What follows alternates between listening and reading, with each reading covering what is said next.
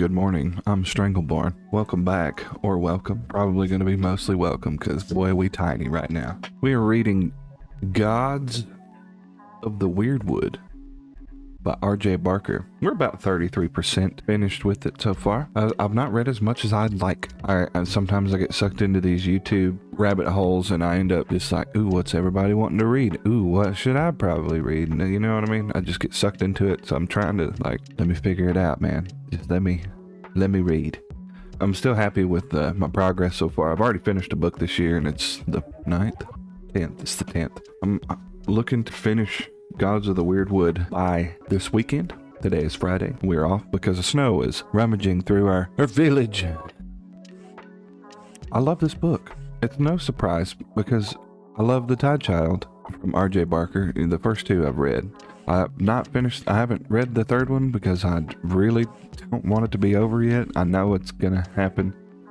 But this is another one where I'm gonna be like, I don't want it to be over with. I have Gods of the Wyrdwood and Warlords of the Wyrdwood. I really love R.J. Barker's pacing. He'll hang out for a little bit and just describe it in what I would consider beautiful detail, but he doesn't overdo it. It's almost like just the facts, but with a little flower. Give me what I need to know, and then he's poetic with it, man. I love his writing. He's definitely going to be like one of those automatic authors anytime he puts anything out. I love him. I really truly do. He's very unique. The way he includes LGBTQ plus content in his writing, but he does it in a way that it doesn't feel like it's being jammed down your throat and just like virtue signally. And I appreciate that. I don't know anything about that. It's not my world, but the way that he writes, that kind of content into his book, he does it in such a way that improves the world. Like in this book, there are these trions, and these trions are like in between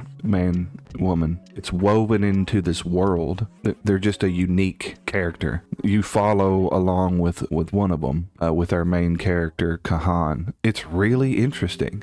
And even in The Tide Child, if you rode on a black ship, you were not allowed to have kids. So your only option was to have a relationship with somebody of the same sex. That was like hard law in that book. It was written, or you were executed. The way he interweaves the sexuality and stuff into his books, he does it in a fantastical way, and it just makes it seem interesting and doesn't feel like somebody's like, look at me, I'm an ally. I think it's really interesting and kind of cool. But that's that's not the primary focus of any of it, though. The focus is the beautiful writing, the wonderful storytelling. Dude, I saw on some reviews there people complain that they're slogging through this. So here's the thing. If you read The Tide Child, which I highly recommend you do before you read this, I recommend reading that because he does his world building in such a way where he kind of dagger steps the way he describes what's going on in that world. And it helps you understand how they use their language, like shipwife, they got hag's hands and stuff like that. Those are like medics and stuff. But he cranks it up to 11 on this. He does not hold your hand. He doesn't tell you right out of the gate what things are. There are creatures in here that don't exist in the real world, but you can kind of piece it together. Some of them are fantastical to a point where you're like, I have no clue what the hell this is. And then some of them, like crown heads, are they're like woolly cows. There's a whole lot of stuff. You do get used to it. It does not take that long to get used to it. You can, if you have to know every single thing. Like I had issues with the mage birds. I can't remember the Galames on The Tide Child. I had issues with trying to imagine what it was because I was like, I never heard such a thing. And then I looked up and somebody had drawn a picture of one, and I was like, yo, that's dope. I mean, it's a fantasy book, y'all. I mean, we gotta use our imaginations. But I'll tell you, I'm loving this book. I'm very excited to continue reading it. People that I respect have reviewed this book and given it high praise. And I'm excited. I love it. And I can't wait to read the next one and then the next one eventually. I don't like reading the last book of anything because I want to hang on to that, that feeling. We're getting into the part where we're about to go into a place that is wicked wild. I'll update whenever I can.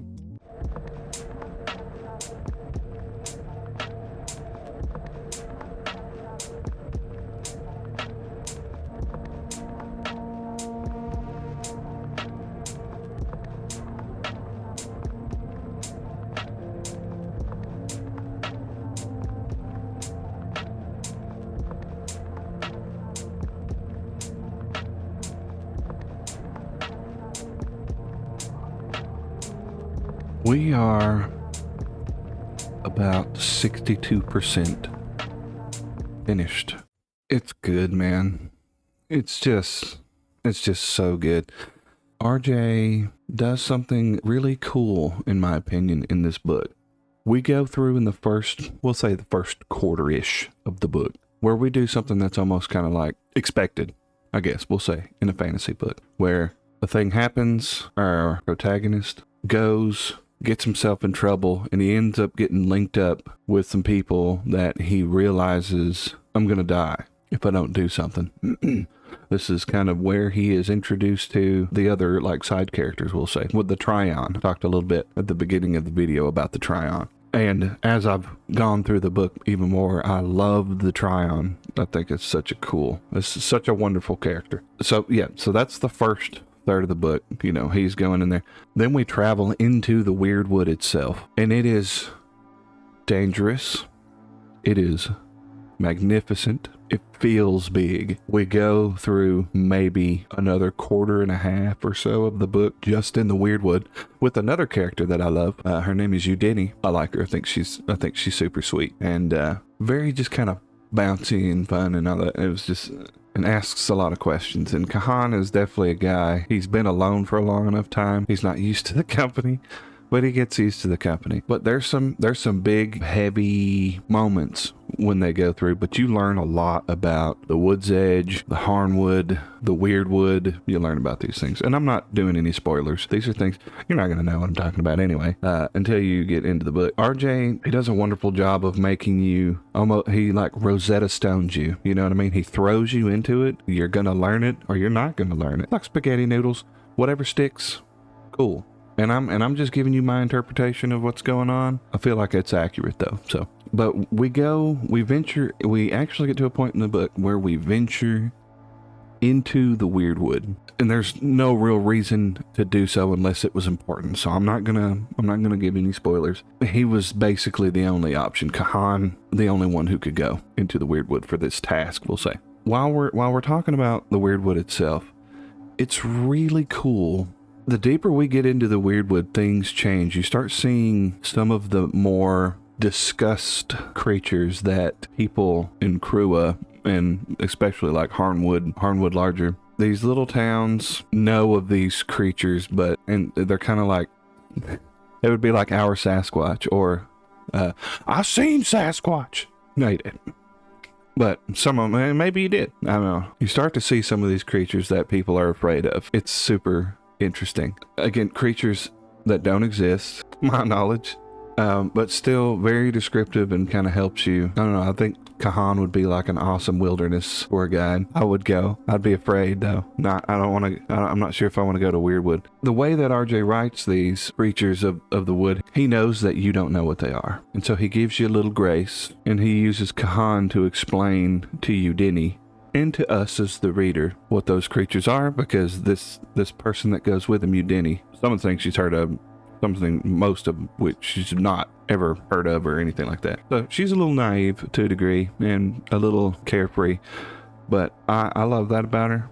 I think it's endearing quality. Now we're at a point where we're coming out of the Wyrdwood. There's a tiny bit of a time jump. We'll say like maybe a season. And it's not that big of a deal. When I first went through it, I was like, man, we could have had like a little bit of slice of life with Kahan, but we kind of did while we were in the Wyrdwood. Yeah, there's some big things that happen in the Wyrdwood, but you're just kind of hanging out with them, not in a boring way. You're hanging out with him and Udini while they travel deeper into the Wyrdwood. You get to experience the lush foliage and all the trees, the types of like mushrooms and the animals, creatures. It's a vibe, man. And I loved every second of it. If RJ just wrote forest fantasy, I could read it all day. It was so enjoyable.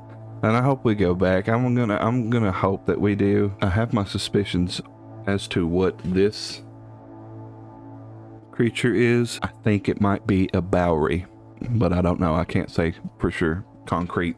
I think perhaps it might be. Now that we're out of the Wyrdwood, some time has elapsed. Kahan's in trouble.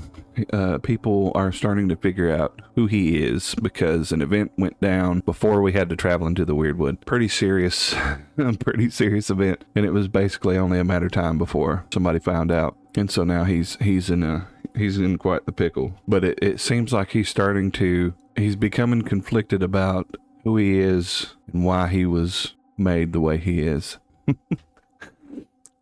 This book is really tough to talk about. There's only so much you should be willing to give away. Let's read the blurb.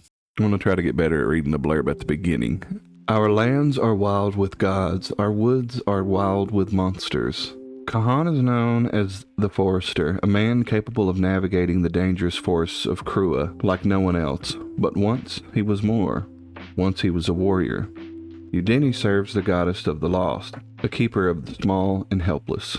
When Udeni needs to venture into the Wyrdwood to find a missing child, she asks Kahan to be her guide. But in a world where land is won and lost for uncaring gods, where the forest is full of monsters, Kahan will need to choose between his past life and the one he leads now, and his choice will have consequences for the entire world. Okay, so now I don't feel bad about mentioning Udeni. I don't feel bad about venturing into the Wyrdwood. It says here he was once a warrior, so I can actually talk about that. So yeah, he was once training to be a Cowrai. The Rye stuff, I've not completely wrapped my head around. I know there's Rye and I know there's Cowrai. And I think the Cowrai are the ones who can use, like they are imbued with powers from what god they serve. And there's a bunch of gods. In the very beginning of this book, you meet Kahan and his sister and his family. You have little sections in between, like a good chunk of these chapters, where they're called like Deep in the Forest, but it appears to be Kahan reflecting back on the time when he was being trained to become Cowrai. I don't want to give up what god he serves or was going to serve. He's very conflicted, and it is very early on in the book where you realize that he went and did this stuff, and then now he's back. He's not serving. He doesn't believe anymore, even though he does, but he doesn't. He feels betrayed. I don't believe they treated him very well while he was training to become Cowrai. No, they absolutely didn't. But they don't treat anybody good that's going to become Cowrai. You're watching Kahan kind of struggle with just his past and the voice of his god trying to reach out to him. It's interesting to just watch him kind of fight with himself. You know, you can tell he's very damaged, very conflicted about all of the decisions. He's very closed off. But man, he is like a sweetie pie. He's just a hermit kind of guy. He don't want to be around anybody. Hello, anybody? I really do like Kahan a lot. I think he's a great character. All of R.J. Barker's characters are great, in my opinion. I'm excited to continue on, and I've dragged on long enough, so let's get to reading. Oh, also, my wife's like, you should wear your wedding ring while you're on camera. And I was like, why? It's her words, not mine. So no hussies out there get any ideas, though. This is for the hussies out there. I'm took. Okay, let's get back to reading. We're done. We did it. Congratulations, us. We made it. Boy, you talk about... I had mentioned earlier that this book is really hard to talk about just because there's... the things that happen in it are important. Everything that happens in this book, in my opinion, is important. All thriller, no filler, so to speak. The last time we had an update, I spoke about how we had ventured into the Wyrdwood, and now we're back out of the Wyrdwood. Well, the thing that I said, that Kahan is in a pickle. Now we're dealing with this pickle. Let's just break this up in thirds. We'll say the first third is, okay, Kahan gets put into a position where he has to reveal who he is, or he'll die. That's within the first third of the book. That's not really a spoiler. The second third of the book, we venture into the Wyrdwood to find a missing child. Now we're back. Things happen in the Wyrdwood. I'm not giving any of it away. You have to experience it. Now that we're back, it's confirmed. People know who he is, and they're not happy about it. Now he is put in a position where he can either run and hide, or he can stay and fight. The problem is, the people that know him are kind of wrapped into his trouble. And he knows that if he runs, when the people come looking for him, everyone will die. He knows that. And boy, let me tell you, when I say that Udini, Kahan, Vin, the Tryon, oh, I can't remember her name, one of the Forestals. There's so many just like chef's kiss moments in the end of this book. It's just so good. And there's one crazy thing that happens at the very end. I have nobody to talk to about it. So I was wrong. So Rye do have power, but Cow Rye, I guess it's like more power. I'm still kind of understanding what that is. And it's the first book. And you know what? I ain't got no problems whatsoever. I understood what went down. I know what went down. Oh, I'm so pumped to just discover more in the second book. However, I can't read the second book yet because we have to choose our next book from the Jar of Souls. This is an idea I had come up with forever ago. I had rules and stuff for it. It's just little clear balls before I pull from the jar. I've already pulled for my palette cleanser. I'm doing big old Fat Daddy Fantasy or Big Long Book and a palette cleanser. I've already pulled Full Moon from the jar earlier today, but I wanted you to be with me when I pulled the next fantasy book. It could be Warlords of the Wyrdwood. Could be The Third Tide Child. Could be First Law, Malice. I mean, I've got a lot of heavy hitters. Strangleborn, who loves R.J. Barker, loves R.J. Barker's writing, loves the world he constructs, and that's between Tide Child and the Gods of the Wyrdwood. Love it all. This gets a 5-star. This gets an easy 5-star. I was not bored at all in this book. I wanted to pick it up. It's not fast paced, so don't go in there thinking that you're just gonna, fly through the thing. You very well could. I just kind of took it easy, and I didn't want to fly through it. I wanted to hang out. I really just wanted to hang out with Kahan, hang out with Udini, hang out with Vin, 5 stars, easy. The world building's crazy good. The plot, the prose, characters, everything is just 5 stars. I will never forget this book. And it's not, I don't have like bias towards his other writing and stuff like that. It's just, I don't know, the way he writes is just magic to me, man. I love it. So, genuinely thrilled to death to have read this book and to continue reading R.J. Barker's book. He knocked it out of the park. Without further ado, we are going to pick my next book. Whatever it is, I have to read it. Doesn't matter what it is. But everything in here, things I want to read. So I have to read my palette cleanser book first, then I get to read this one. And that will be the next video. And I have also marked my palette cleanser books with a green, I don't know if you can see that. There's a green line in it. So if I pull this out of here and it's green, it's a palette cleanser book. It's not going to work. Oh, no green line. Let's see what we got.